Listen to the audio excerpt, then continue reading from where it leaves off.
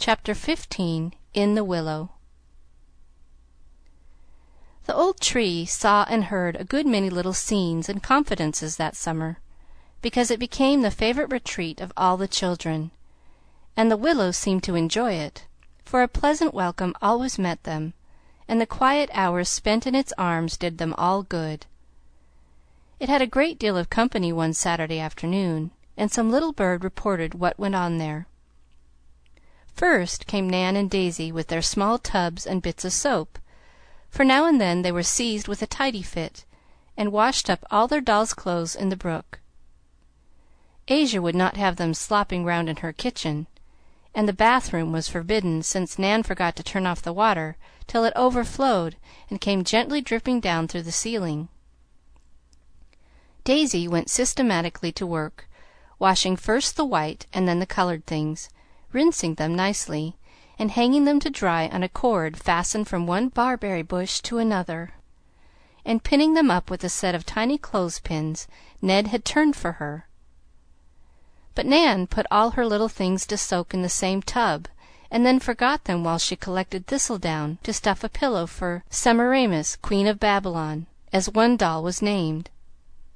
This took some time, and when Mrs. Giddy-Gaddy came to take out her clothes, deep green stains appeared on everything, for she had forgotten the green silk lining of a certain cape, and its color had soaked nicely into the pink and blue gowns, the little chemises, and even the best ruffled petticoat.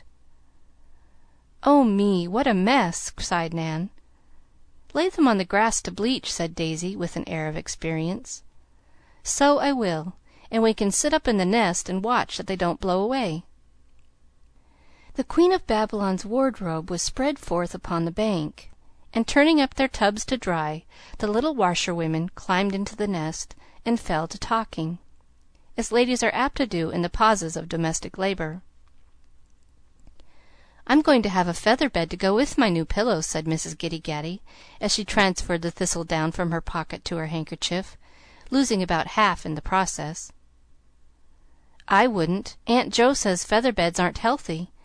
I never let my children sleep on anything but a mattress," returned Mrs. Shakespeare Smith decidedly. "I don't care. My children are so strong they often sleep on the floor and don't mind it," which was quite true. "I can't afford 9 mattresses, and I like to make beds myself." "Won't Tommy charge for the feathers?" "Maybe he will, but I shan't pay him, and he won't care," returned Mrs. G., taking a base advantage of the well-known good nature of T. Bangs. "I think the pink will fade out of that dress sooner than the green mark will," observed Mrs. S., looking down from her perch, and changing the subject, for she and her gossip differed on many points, and Mrs. Smith was a discreet lady. "Never mind, I'm tired of dolls, and I guess I shall put them all away and attend to my farm. I like it rather better than playing house," said Mrs. G., unconsciously expressing the desire of many older ladies who cannot dispose of their families so easily, however. "But you mustn't leave them. They will die without their mother," cried the tender Mrs. Smith. "Let 'em die, then. I'm tired of fussing over babies, and I'm going to play with the boys. They need me to see to 'em," returned the strong-minded lady. Daisy knew nothing about women's rights. She quietly took all she wanted, and no one denied her claim, because she did not undertake what she could not carry out, but unconsciously used the all-powerful right of her own influence to win from others any privilege for which she had proved her fitness. Nan attempted all sorts of things, undaunted by direful failures, and clamored fiercely to be allowed to do everything that the boys did. They laughed at her, hustled her out of the way, and protested against her meddling with their affairs. But she would not be quenched, and she would be heard, for her will was strong, and she had the spirit of a rampant reformer. Mrs. Bear sympathized with her, but tried to curb her frantic desire for entire liberty, showing her that she must wait a little, learn self-control, and be ready to use her freedom before she asked for it. Nan had meek moments when she agreed to this, and the influence at work upon her were gradually taking effect. She no longer declared that she would be engine driver or a blacksmith, but turned her mind to farming, and found in it a vent for the energy bottled up in her active little body. It did not quite satisfy her, however, for her sage and sweet marjoram were dumb things, and could not thank her for her care. She wanted something human to love, work for, and protect, and was never happier than when the little boys brought their cut fingers, bumped heads, or bruised joints for her to mend up. Seeing this, Mrs. Joe proposed that she should learn how to do it nicely, and Nursey had an apt pupil in bandaging, plastering, and fomenting. The boys began to call her Dr. Giddy Gaddy, and she liked it so well that Mrs. Joe one day said to the Professor, "Fritz, I see what we can do for that child. She wants something to live for even now, and will be one of the sharp, strong, discontented women if she does not have it. Don't let us snub her restless little nature, but do our best to give her the work she likes, and by persuade her father to let her study medicine. She will make a capital doctor, for she has courage, strong nerves, a tender heart, and an intense love and pity for the weak and suffering." Mr. Bear smiled at first, but agreed to try, and gave Nan an herb garden, teaching her the various healing properties of the plants she tended, and letting her try their virtues on the children in the little illnesses they had from time to time. She learned fast, remembered well, and showed a sense and interest most encouraging to her professor, who did not shut his door in her face because she was a little woman. She was thinking of this as she sat in the willow that day, and when Daisy said in her gentle way, "I love to keep house, and mean to have a nice one for Demi when we grow up and live together," Nan replied with decision, "Well, I haven't got any brother, and I don't want any house to fuss over. I shall have an office with lots of bottles and drawers and pestle things in it, and I shall drive round in a horse and chaise and cure sick people. That will be such fun." "Ugh! How can you bear the bad-smelling stuff, and the nasty little powders and castor oil, and senna and hive syrup?" cried Daisy with a shudder. "I shan't have to take any, so I don't care. Besides, they make people well, and I like to cure folks. Didn't my sage tea make Mother Bear's headache go away, and my hops stop Ned's toothache in 5 hours? So now!" "Shall you put leeches on people and cut off legs and pull out teeth?" asked Daisy, quaking at the thought. "Yes, I shall do everything. I don't care if the people are all smashed up. I shall mend them. My grandpa was a doctor, and I saw him sew a great cut in a man's cheek, and I held the sponge and wasn't frightened a bit, and grandpa said I was a brave girl." "How could you?" "I'm sorry for sick people, and I like to nurse them, but it makes my legs shake so I have to run away. I'm not a brave girl," sighed Daisy.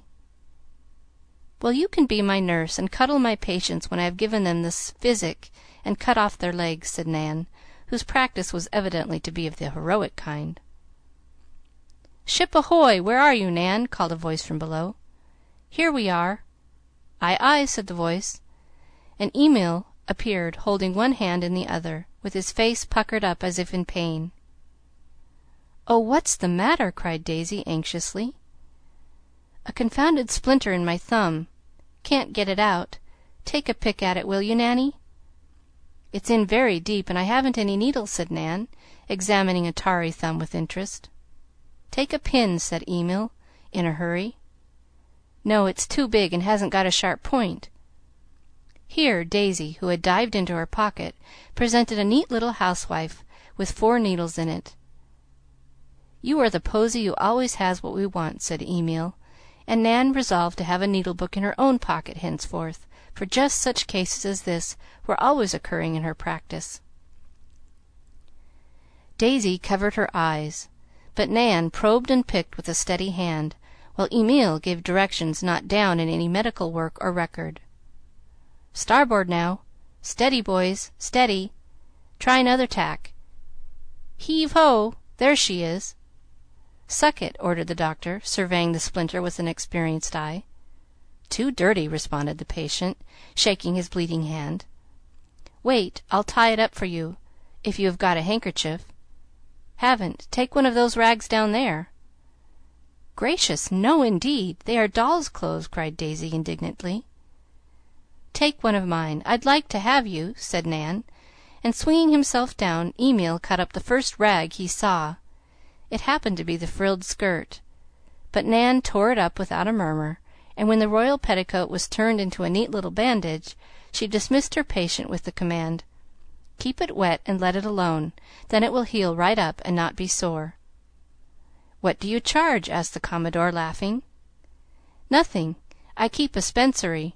That is a place where poor people are doctored free gratis for nothing," explained Nan, with an air. "Thank you, Dr. Giddy Gaddy. I'll always call you in when I come to grief." And Emil departed, but looked back to say, for one good turn deserves another, "Your duds are blowing away, doctor." Forgiving the disrespectful word "duds," the ladies hastily descended, and gathering up their wash, retired to the house to fire up the little stove and go to ironing. A passing breath of air shook the old willow as if it laughed softly at the childish chatter which went on in the nest, and it had hardly composed itself when another pair of birds alighted for a confidential twitter. "Now I'll tell you the secret," began Tommy, who was swelling visibly with the importance of his news. "Tell away," answered Nat, wishing he had brought his fiddle, it was so shady and quiet here. "Well, we fellows were talking over the late interesting case of circumstantial evidence," said Tommy, quoting at random from a speech Franz had made at the club, "and I propose giving Dan something to make up for our suspecting him, to show our respect, and so on. You know, something handsome and useful, that he could keep always and be proud of. What do you think we chose?" "A butterfly net. He wants one ever so much," said Nat, looking a little disappointed, for he meant to get it himself. "No, sir. It's to be a microscope, a real swell one, that we see what do you call 'ems in water with, and stars, and ant eggs, and all sorts of games, you know. Won't it be a jolly good present?" said Tommy, rather confusing microscopes and telescopes in his remarks. "Tip top. I'm so glad. Won't it cost a heap, though?" cried Nat, feeling that his friend was beginning to be appreciated. "Of course it will, but we were all going to give something. I headed the paper with my $5, for if it is done at all it must be done handsome." "What, all of it? I never did see such a generous chap as you are," and Nat beamed upon him with sincere admiration. "Well, you see, I've been so bothered with my property that I'm tired of it, and don't mean to save up any more, but give it away as I go along, and then nobody will envy me or want to steal it, and I shan't be suspecting folks and worrying about my old cash," replied Tommy, on whom the cares and anxieties of a millionaire weighed heavily. "Will Mr. Bear let you do it?" He thought it was a first-rate plan, and said that some of the best men he knew preferred to do good with their money instead of laying it up to be squabbled over when they died. "Your father is rich. Does he do that way?" "I'm not sure. He gives me all I want, I know that much. I'm going to talk to him about it when I go home. Anyhow, I shall set him a good example," and Tommy was so serious that Nat did not dare to laugh, but said respectfully, "You will be able to do ever so much with your money, won't you?" "So Mr. Bear said, and he promised to advise me about useful ways of spending it. I'm going to begin with Dan, and next time I get $1 or so I shall do something for Dick. He's such a good little chap, and only has a cent a week for pocket money. He can't earn much, you know, so I'm going to kind of see to him," and good-hearted Tommy quite longed to begin. "I think that's a beautiful plan, and I'm not going to try to buy a fiddle any more. I'm going to get Dan his net all by myself, and if there is any money left, I'll do something to please poor Billy. He's fond of me, and though he isn't poor, he'd like some little thing from me, because I can make out what he wants better than the rest of you." And Nat fell to wondering how much happiness could be got out of his precious $3. "So I would. Now come and ask Mr. Bear if you can't go into town with me on Monday afternoon, so you can get the net, while I get the microscope. Franz and Emil are going too, and we'll have a jolly time larking round among the shops."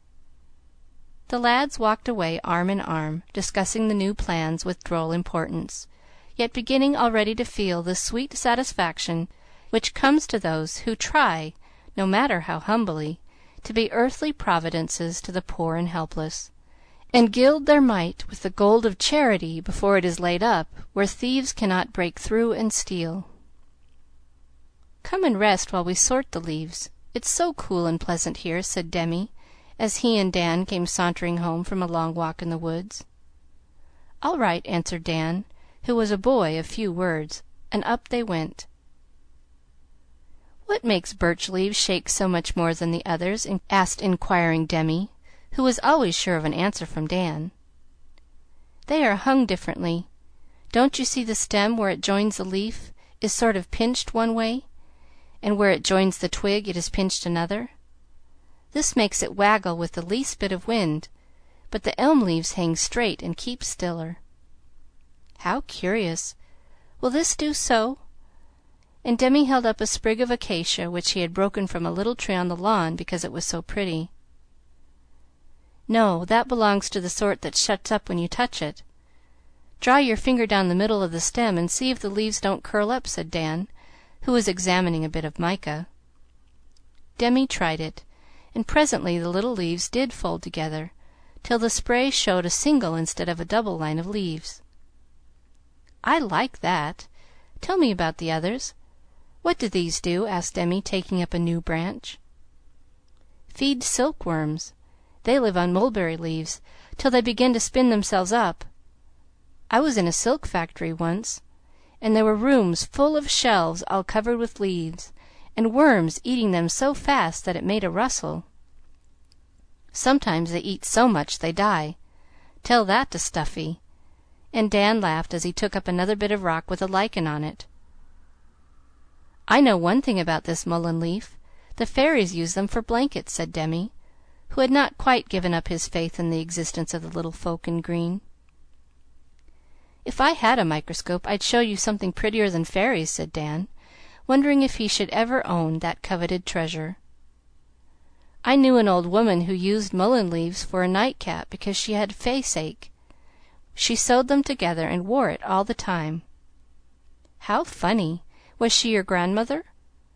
"Never had any. She was a queer old woman, and lived alone in a little tumble-down house with 19 cats. Folks called her a witch, but she wasn't, though she looked like an old rag-bag. She was real kind to me when I lived in that place, and used to let me get warm at her fire when the folks at the poorhouse were hard on me."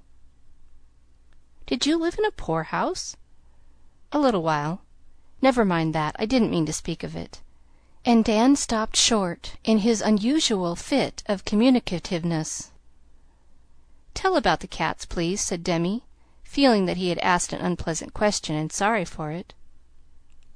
"Nothing to tell, only she had a lot of 'em, and kept 'em in a barrel nights, and I used to go and tip over the barrel sometimes, and let 'em out all over the house, and then she'd scold and chase 'em, and put 'em in again, spitting and yowling like fury." "Was she good to them?" asked Demi, with a hearty child's laugh, pleasant to hear. "Guess she was. Poor old soul! She took in all the lost and sick cats in town, and when anybody wanted one they went to Marm Weber, and she let 'em pick any kind and color they wanted, and only asked 9d. She was glad to have her pussies get a good home."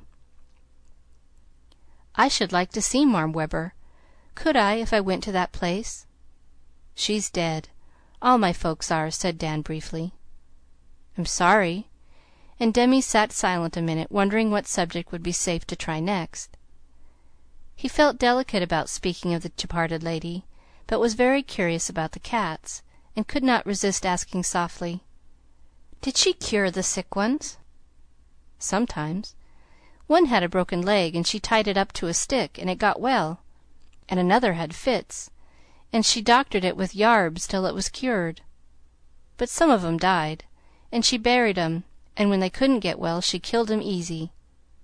"How?" asked Demi, feeling that there was a peculiar charm about this old woman, and some sort of joke about the cats, because Dan was smiling to himself. "A kind lady who was fond of cats told her how, and gave her some stuff, and sent all her own pussies to be killed that way. Marm used to put a sponge wet with ether in the bottom of an old boot, then poke Puss in head downwards. The ether put her to sleep in a jiffy, and she was drowned in warm water before she woke up. I hope the cats didn't feel it. I shall tell Daisy about that. You have known a great many interesting things, haven't you?" asked Demi, and fell to meditating on the vast experience of a boy who had run away more than once and taken care of himself in a big city. "Wish I hadn't sometimes." "Why? Don't remembering them feel good?" "No." "It's very singular how hard it is to manage your mind," said Demi, clasping his hands round his knees and looking up at the sky as if for information upon his favorite topic. "Devilish hard, no."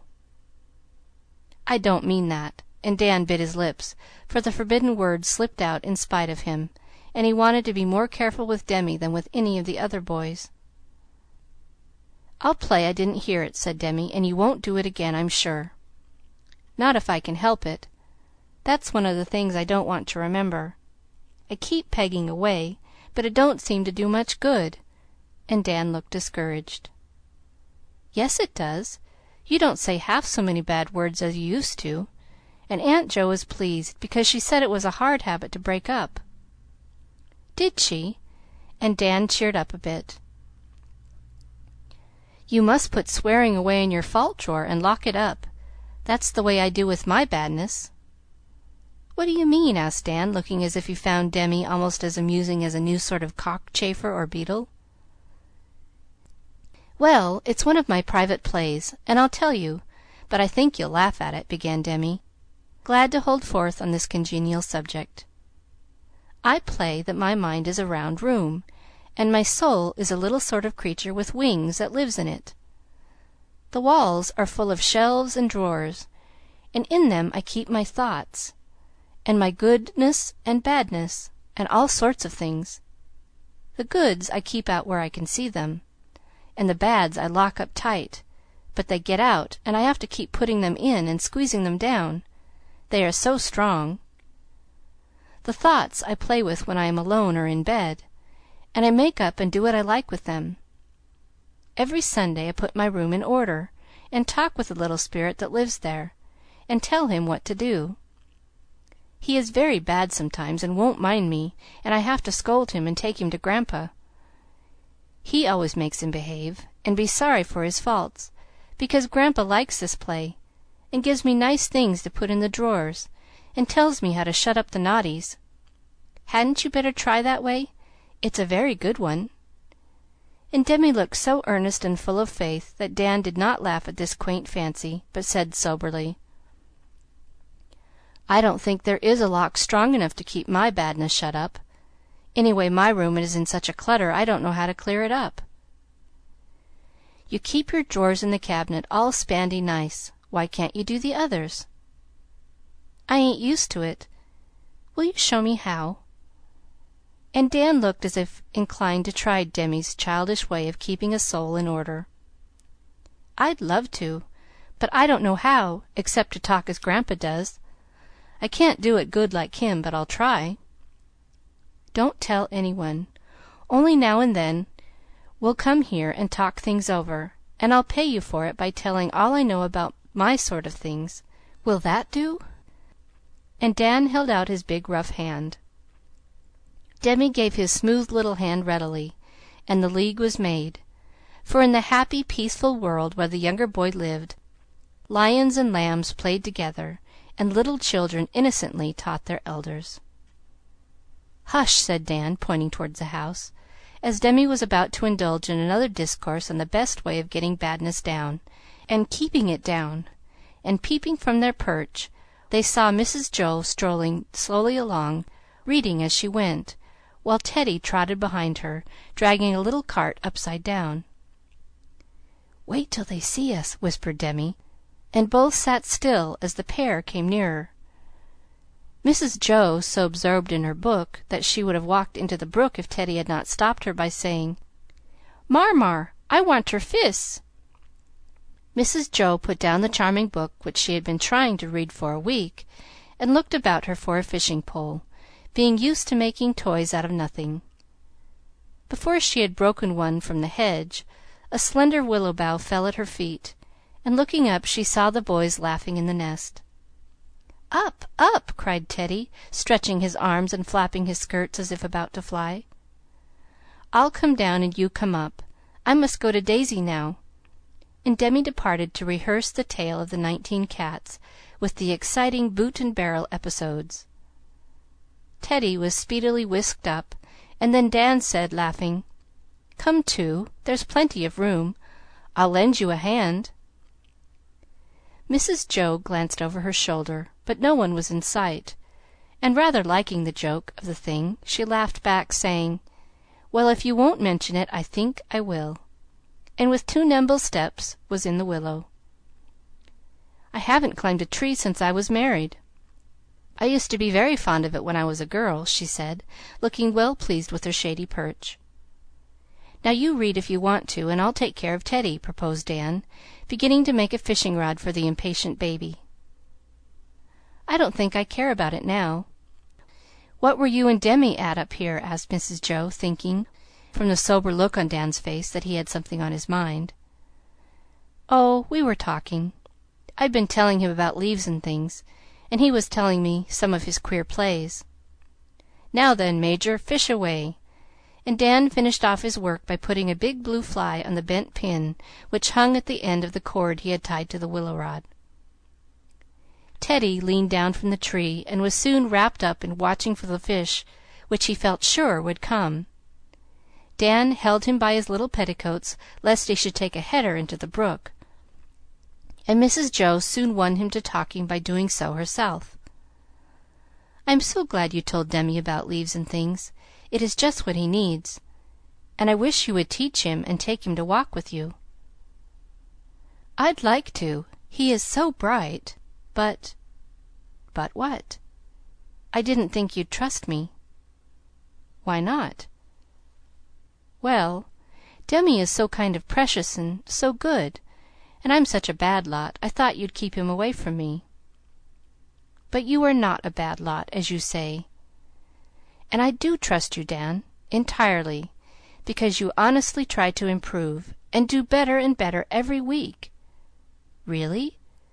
And Dan looked up at her with the cloud of despondency lifting from his face. "Yes. Don't you feel it?" "I hoped so, but I didn't know. I have been waiting and watching quietly, for I thought I'd give you a good trial first, and if you stood it, I would give you the best reward I had. You have stood it well, and now I'm going to trust not only Demi but my own boy to you, because you can teach them some things better than any of us." "Can I?" And Dan looked amazed at the idea. "Demi has lived among older people so much that he needs just what you have, knowledge of common things, strength, and courage. He thinks you are the bravest boy he ever saw, and admires your strong way of doing things.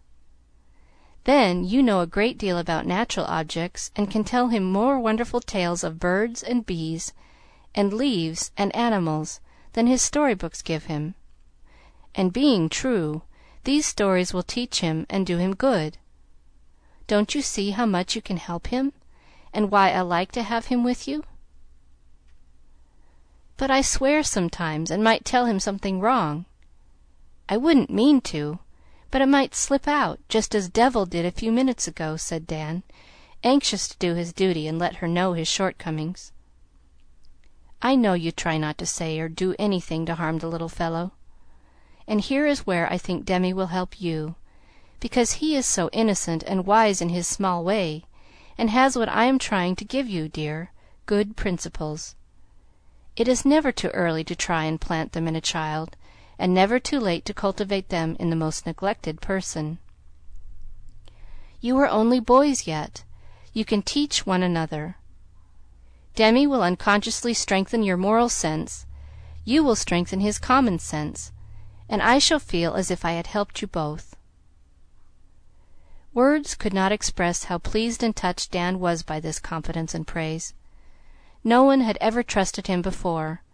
No one had cared to find out and foster the good in him, and no one had suspected how much there was hidden away in the breast of the neglected boy, going fast to ruin, yet quick to feel and value sympathy and help.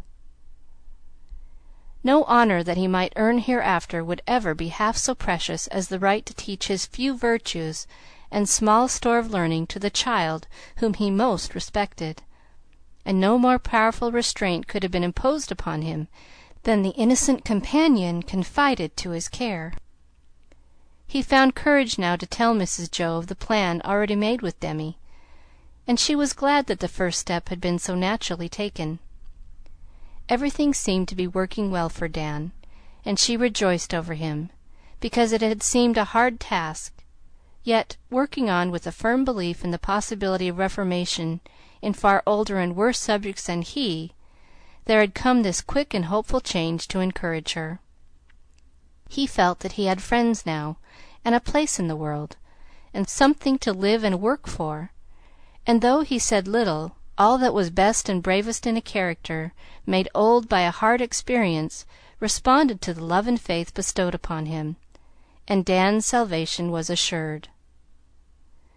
Their quiet talk was interrupted by a shout of delight from Teddy, who, to the surprise of every one, did actually catch a trout where no trout had been seen for years.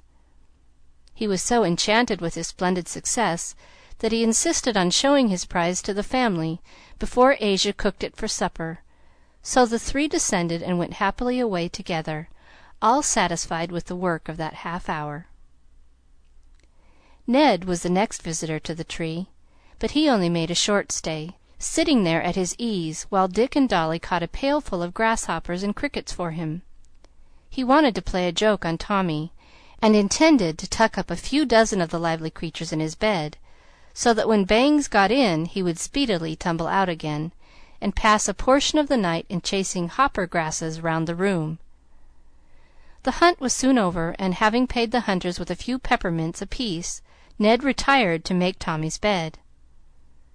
For an hour the old willow sighed and sung to itself, talked with the brook, and watched the lengthening shadows as the sun went down.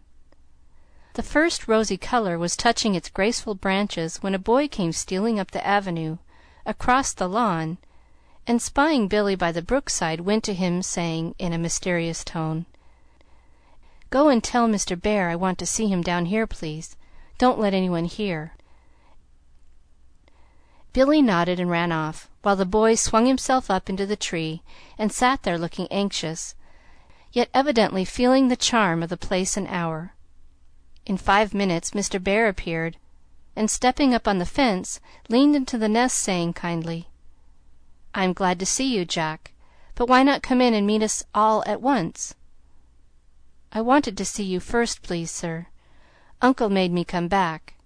I know I don't deserve anything, but I hope the fellows won't be hard upon me." Poor Jack did not get on very well, but it was evident that he was sorry and ashamed, and wanted to be received as easily as possible, for his uncle had thrashed him well and scolded him soundly for following the example he himself had set. Jack had begged not to be sent back, but the school was cheap, and Mr. Ford insisted, so the boy returned as quietly as possible, and took refuge behind Mr. Bear. "I hope not, but I can't answer for them, though I will see that they are not unjust. I think, as Dan and Nat have suffered so much being innocent, you should suffer something being guilty, don't you?" asked Mr. Bear, pitying Jack, yet feeling he deserved punishment for a fault which had so little excuse. "I suppose so, but I sent Tommy's money back, and I said I was sorry. Isn't that enough?" said Jack, rather sullenly, for the boy who could do so mean a thing was not brave enough to bear the consequences well. "No, I think you should ask pardon of all 3 boys, openly and honestly. You cannot expect them to respect and trust you for a time, but you can live down this disgrace if you try, and I will help you. Stealing and lying are detestable sins, and I hope this will be a lesson to you. I am glad you are ashamed. It is a good sign. Bear it patiently, and do your best to earn a better reputation." "I'll have an auction, and sell off all my goods dirt cheap," said Jack, showing his repentance in the most characteristic way. "I think it would be better to give them away, and begin on a new foundation. Take honesty is the best policy for your motto, and live up to it in act and word and thought. And though you don't make a cent of money this summer, you will be a rich boy in the autumn," said Mr. Bear earnestly. It was hard, but Jack consented, for he really felt that cheating didn't pay, and wanted to win back the friendship of the boys. His heart clung to his possessions, and he groaned inwardly at the thought of actually giving away certain precious things. Asking pardon publicly was easy compared to this, but then he began to discover that certain other things, invisible but most valuable, were better property than knives, fishhooks, or even money itself. So he decided to buy up a little integrity, even at a high price, and secure the respect of his playmates, though it was not a saleable article. "Well, I'll do it," he said, with a sudden air of resolution, which pleased Mr. Bear. "Good, and I'll stand by you. Now come and begin at once." And Father Bear led the bankrupt boy back into the little world, which received him coldly at first, but slowly warmed to him, when he showed that he had profited by the lesson, and was sincerely anxious to go into a better business with a new stock in trade. Chapter 15.